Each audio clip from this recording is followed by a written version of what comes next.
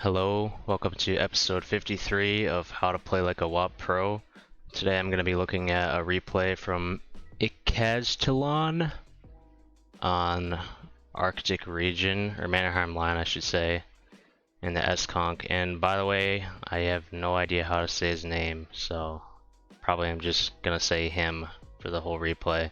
I asked him about his name on Discord, but he hasn't replied yet, so I don't know. I'm sorry, okay? But anyways, the reason why I'm featuring his replay is he's a top player on the EU server. He's got like 5k plus DPG and a ton of tanks, so he's an extremely good player in pubs. So I figured I would feature some of his replays. Now let's go over the match a little bit and his equipment. He's running rammer directive, turbo, bounty turbo, and then HP. And this is like the standard S-Conk, I guess, equipment. And that's what I would recommend you run like 80% plus of your battles. I mean, if you're on like Ensk, then maybe you can drop the turbo or something, but really I think this is what you should be running the vast majority of your battles. And I think most top players would agree with me. So that's what he's running in this replay. He doesn't bring many HE, even though the HE is really good, probably because you can run out of shells pretty easily in this tank. Now on this map, what do I like to do in a heavy tank, especially in something like the S-Conk, which is great gun depression and is very good hull down? Well, it doesn't really matter what heavy tank I'm in. I'm almost always going south on this map. And even in like medium tanks, if I have just even a little bit of armor, or even if I don't have armor, I still usually go south. Now, if you're in a fast heavy, what I like to do, and not everyone would agree with this, like top end players, but I like to go to this rock. And the reason I like to go to this rock is because you can get hull down. There's a little gap in the rock here. You can get hull down, and then you can shoot people who are driving in. So people will just drive across here to this corner, and you can play on this rock, and you can shoot through a gap in the rock and hit anybody who's coming in. And then you can over peek on this side of the rock, like the southern side of the rock, and shoot people who are trying to get into the dip. That's what I like to do in fast heavies. But if you're in a slow heavy, especially one with gun depression, what I would probably do is do what Ichaztelon is doing in this situation, which is starting out here, because you're hull down, and a lot of the time you get free shots as enemy heavy tanks try to go over these like undulating hills.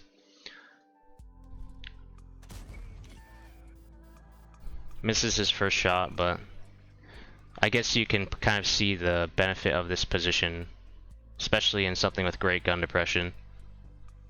Another option, if you're in a fast heavy tank with good gun depression and good hull down, is to go where this cron is going. From there you can also get shots on them as they like go over this, or if they just dive right in. The problem with playing this rock is if they YOLO down right away, then they can get to this position here, and then it's kind of hard. You're in a tough situation because they can get semi-hull down on you, but it's usually pretty easy to run away or just to jump down. So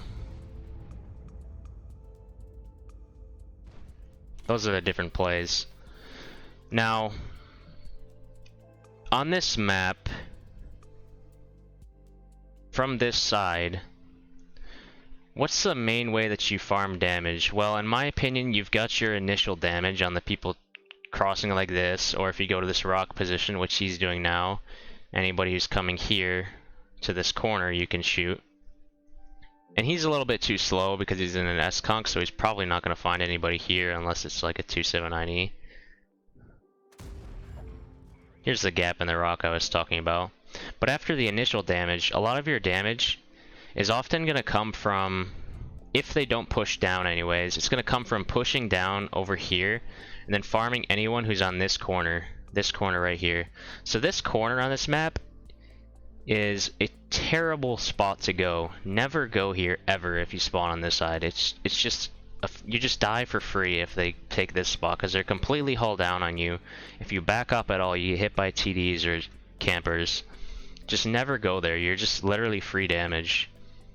But what you have to be careful of on this map is if they don't commit down and they have no one on this corner here, then you have to be careful about committing into here, because once you commit into here, it's very hard to get out. Like, you can't drive this way because if they're playing this spot, then they shoot you.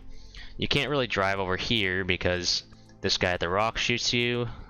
This guy back here, I'm not sure if he has a shot or not, but also any TDs will hit you. So it's just hard to get out once you get in. So in fighting here against people who are hull down here, it can sometimes work, but it really depends on what tank they're in. So if they're in a Kron, it's just almost always a bad idea to try to commit down here and try to fight them, because you're just gonna lose unless you have a huge overmatch and you push over it with your team. So I expect him in this replay to start off slow. I don't expect him to commit down here right away. I think he'll think about it a little bit before going, see what tanks get lit where. But as you can see, the only unlit tank is a S-Conk, a 30B, and then the TDs. So the TDs are probably fucking around somewhere in the base. 30B is not going to be south. The only tank that could be south is the S-Conk, and he could technically be here, but it's pretty unlikely because he probably would have gotten lit. But it's a possibility. So most likely the only tanks that you're going to face are these four here, which includes a Kron. So it's going to be pretty hard to dig out the Kron there. And then there's a 279E as well, which makes it even harder. So for now, he's just trying to look for free damage, and he's waiting for the game to progress a little bit. At least that's what I think is going through his head. And he's not committed yet, as you can see, which I don't think I would commit either. It's just not a great idea. That's not to say that you shouldn't eventually commit, because the thing is, even if it's a bad idea to go down here, or if it's not great for getting trades, what are your other options realistically? Your other options are just to sit here and wait, which is fine as long as the game is stalemating and as long as your team isn't rolling them in the north, which is not happening in this replay. But if your team is rolling them in the north, then you're kind of forced to go, because what are you gonna do? Drive all the way around all the way around the map to like go push out the north in an S-Conk? It just takes way too long. You're better off just taking difficult trades and trying to get out whatever you can from it. But as you can see, his patience has paid off because the enemies got impatient before him and they're committing down, which is really good, because they were basically invincible in the spot that the Kron's at. But now you could actually potentially kill them. And he's kind of hauled down on them. He's trying to stay safe from the IS-7. And the 780 commits as well. I didn't even know there was a 780 there, to be honest, but... And here's what I was talking about, where this rock position is kind of awkward because it can kind of get hauled down on you. But usually if you tuck in here, it's really, they have to overpoke quite a bit in order to shoot you, and you'll get a shot in return, and then if anybody's here, then they'll also crossfire them. So it's not the end of the world. As you can see, there's like a little bump here which mostly covers you. So if you get stuck here, it's not a huge deal, which is why I think it's an okay starting position.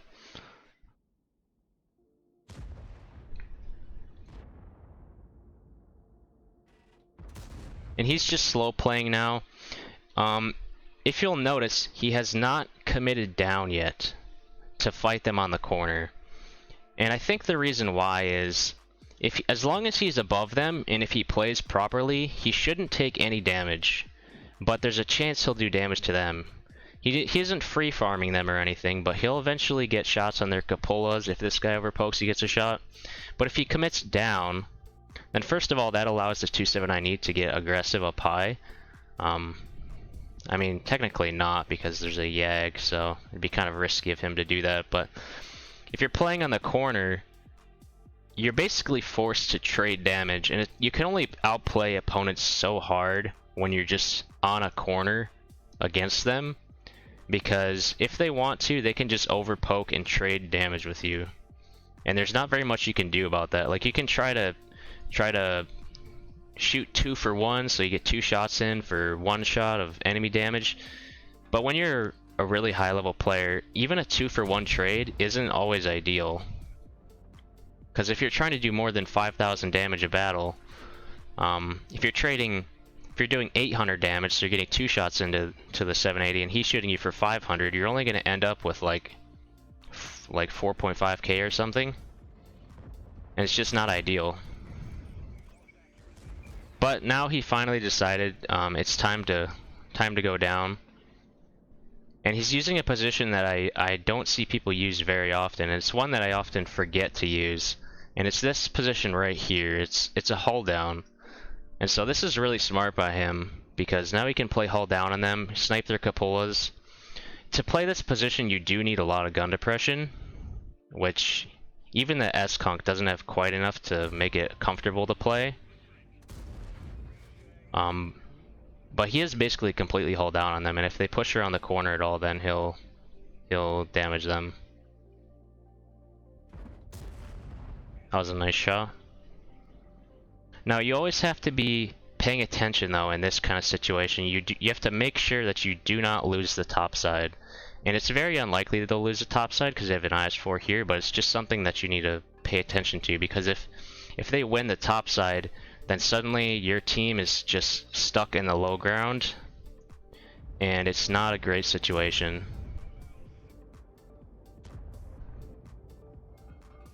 I'm gonna use this position more often in my pub battles. It's not one that I almost ever use, but I really should be using it more. So here he doesn't have a great shot on the 279, so he waits for the 430U to overpoke. And this is where it's only you can only outplay enemies so hard. Like, they have to be pretty bad in order for you not to trade damage in return. But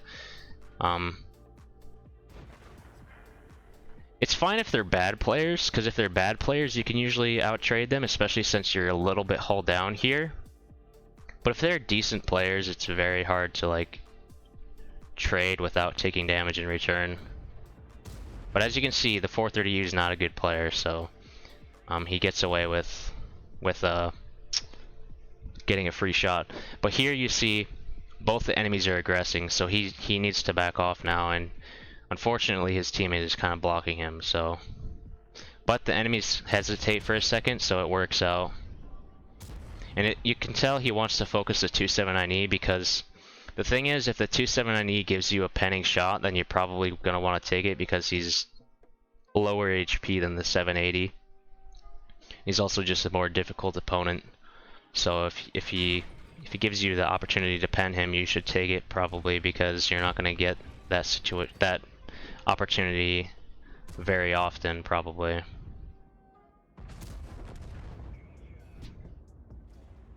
Now here he decides to push in. And he's using the 279E to block the shots from the Kron, which is smart. Because if he were to just drive past like this, the Kron, I didn't see if he fired more than one, but if he had 2 more shells, then he could just shoot him twice, and that would be not ideal. And it's pretty hard to do this, but ideally you should be watching the rest of the map as you're brawling, even when you're in the middle of a brawl.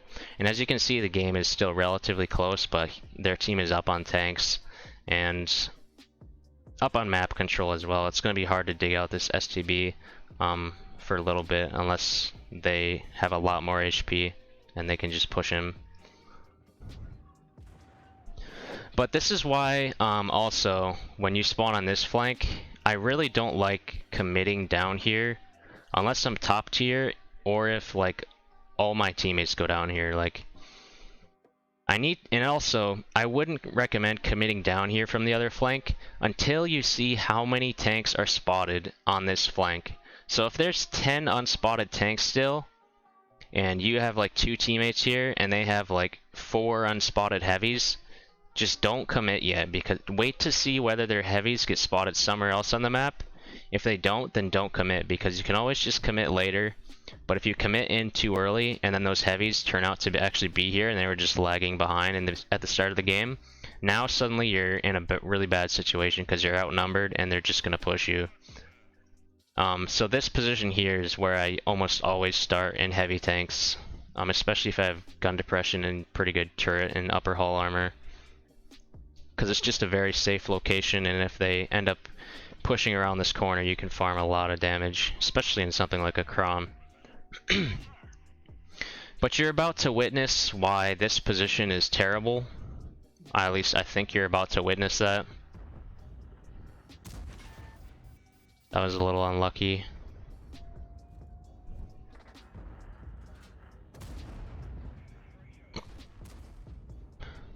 The IS-7 is actually a decent tank. Like, if you're gonna play there, the IS-7 is probably one of the best tanks to play there because you can get hull down with your upper plate. But in general, it's a terrible idea to go there.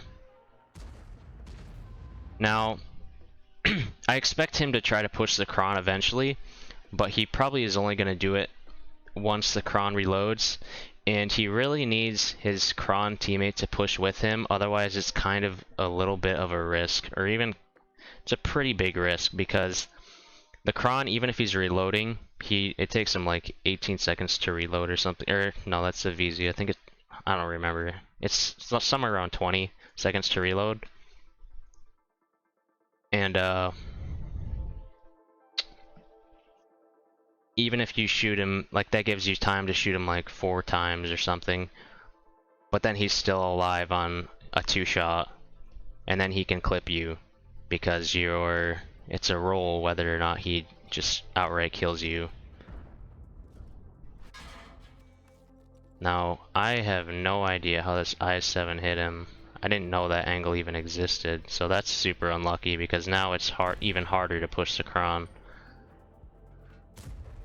He's loading HE to try to kill this IS-7. He needs to hit his upper plate in order to do any damage with HE, and it will most likely take 2 HE shells to kill him, because it will probably do like 20 damage, but... Yeah, I didn't actually realize that the IS-7 can stay so safe there, but... As you can see, he backed up, and if we had anybody here, he would be dead right now. But as you can see, the game is no longer close. They're losing, and they lost the whole north. And this happens a lot on this map, where the west will win the north, and the south will get stuck in this dip because they just simply cannot push this position because it's so strong, especially when there's a Kron. And this is the tricky part, because if you want to get out to defend the base, you're gonna have to drive up like this. And even though we know everybody's spotted, so we know there's no tank destroyers behind, this Kron can still overpoke and shoot you, so you have to be really careful. Now, my guess is... never mind, actually. Forget what I said. Forget what I was about to say, I should say. So I think he kind of has to stay here in this situation. He doesn't really have a choice to leave or to go defend the base. Thankfully that HE shell does 30 damage, so he kills the I-7, and that's a really big thing. And if you were paying attention, the E100 is trying to push this Kron, which is really good, because if the Kron eats the E100 clip and goes over, then he can just kill the Kron, basically. So I would be encouraging my E100 to take this route, because he has to take this route to get over here. If he takes the low ground, there's a really good chance he's just gonna drown. But for now, he's just trying to shoot the Kron Scapulas. I would probably back up and just let my team go. But he really wants this shot.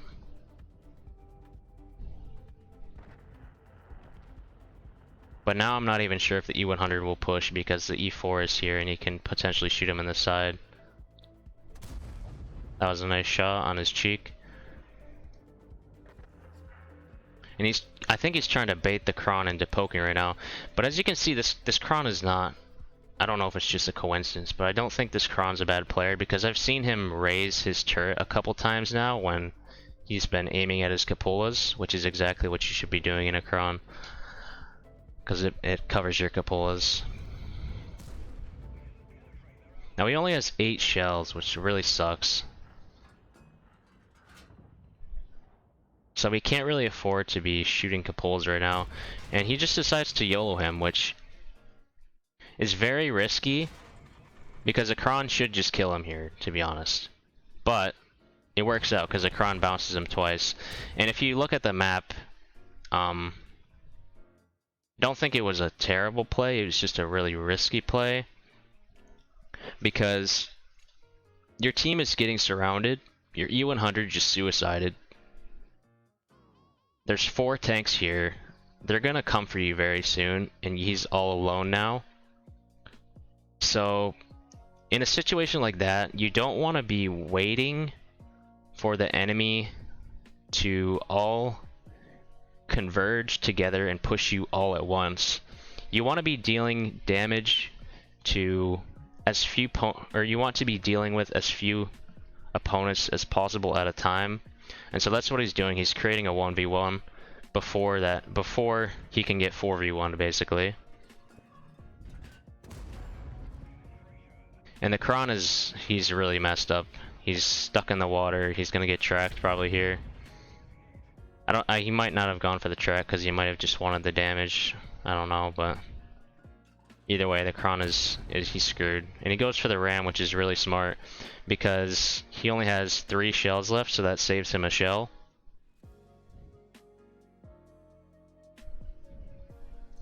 He should be able to get out of this. It's just gonna be a little bit tricky. And there we go, he's out. And now its team is actually doing well in the north, and there's no crossfire from over here or from like over here, so they should just be able to push this VZ unless the 4K5 has somehow gotten up here or something in the meantime,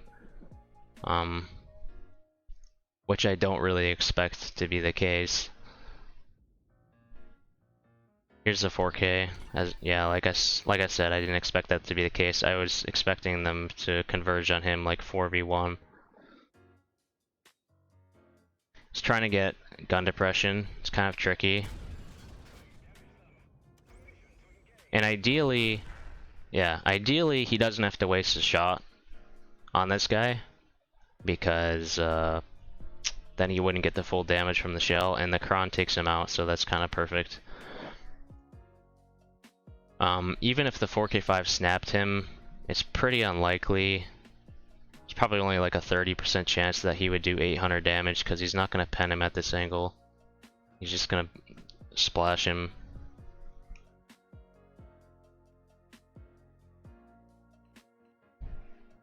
And now there's kind of a hard choice whether he should use one of his shots on the E4 or not.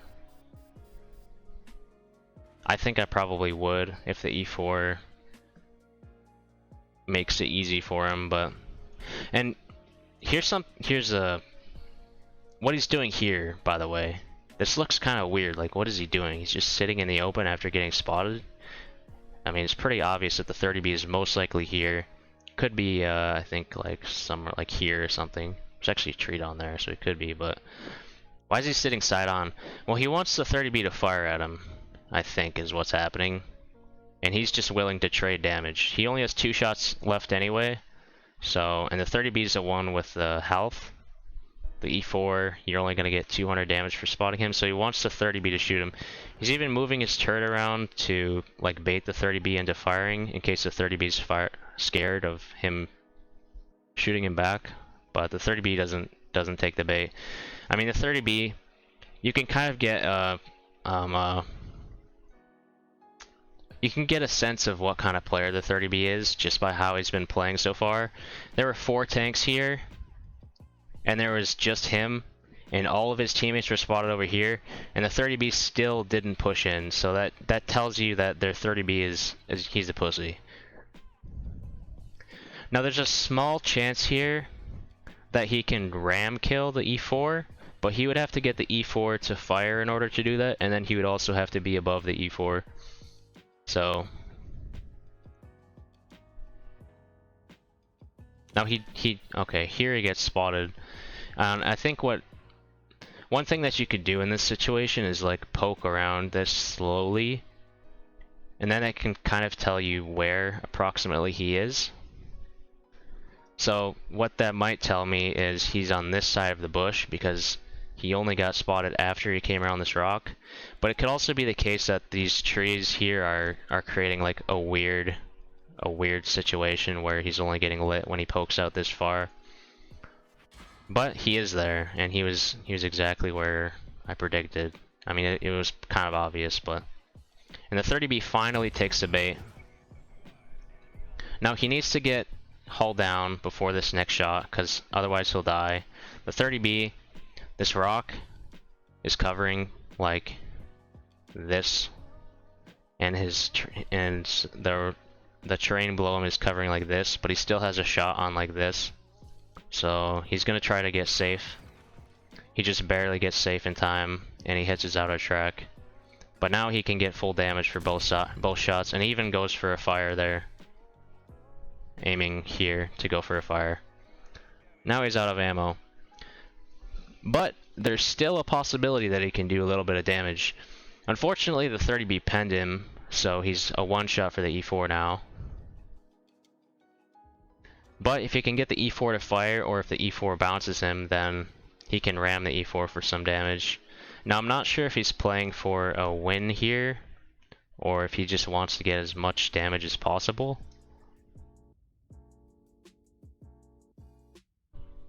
But I assume he's gonna go for a ram later. So the E4 fires. I'd be tempted to just drop down here soon and hope that they just jump over onto him in order to get gun depression, and then just take ramming damage. You're not gonna get any ramming damage like going uphill and pushing into them, so my guess is he's gonna drop back.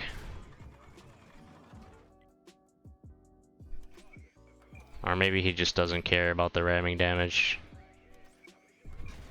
And he dies, unfortunately. Yeah, 9k damage, 200 spotting, and he blocked 6.5k, which is pretty ridiculous. He got a little bit lucky versus the Kron, to be honest. The Kron threw pretty hard versus him. I think the most debatable play this entire game was whether or not he should push the Kron or not. I honestly don't know whether I would have done that or not. But regardless, pretty good game. Again, just to reiterate some of the important things that we learned from this replay. If the enemies do not commit here, and they have something like a Kron or a good hull down tanks here, then you really need to think twice before committing down here, because you're gonna get stuck almost definitely.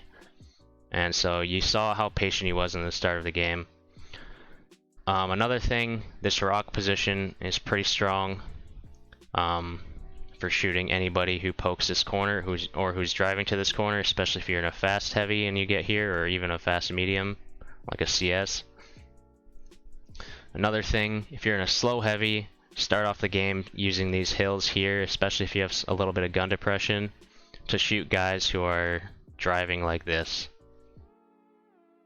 And then I guess another thing I would add is, if you do get stuck here and you have an HP advantage on these guys, then try your best to convince your team to push with you and kill this, because killing this opens up so much on this map.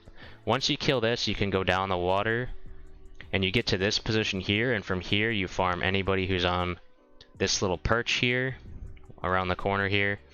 You farm TDs who sit up here.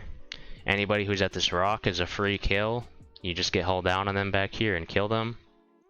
Anybody who's like in this area here is also a free shot. Just going down the water is extremely good. It's just this part here which is the biggest sticking point.